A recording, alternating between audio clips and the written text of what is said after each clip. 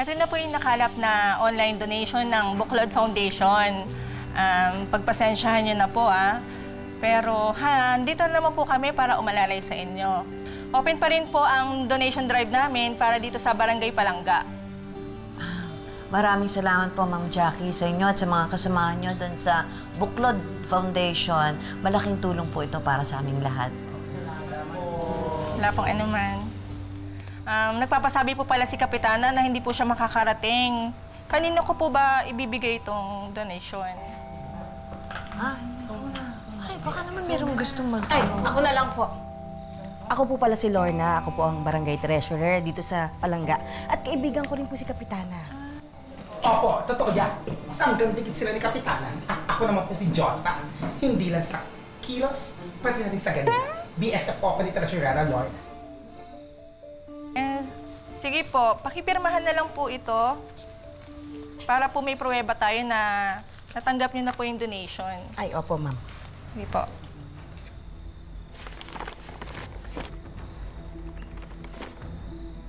Naku, ma'am. Maraming salamat po, ha? Ito po. Sige po. Maraming salamat po. Salamat po. Salamat po. Salamat po, Miss Jackie. Sige po.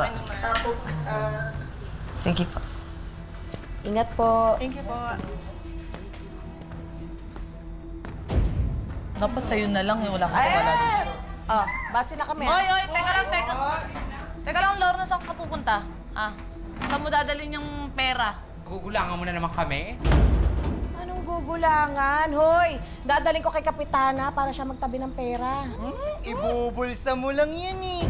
Wala kaming tiwala sa'yo, Lorna. Teka muna, baka dapat pag-usapan natin kung anong dapat gawin dyan sa pera. Hindi lang naman yan para sa iisang tao yan. Para yan sa nakakarami. Oo nga. Alam niyo, ang dami niyong alam, no? Baka nakakalimutan niyo, ha? Ako ay opisyal ng barangay, treasurer nga. Kaya ako ang pinagkakatiwalaan sa pera. That is correct. Kaya wag kayong wala naman nilalabag si Treasurera Lorna.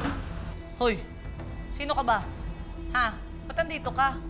Di ba taga-kabilang barangay ka? Kaya nga. Oo nga.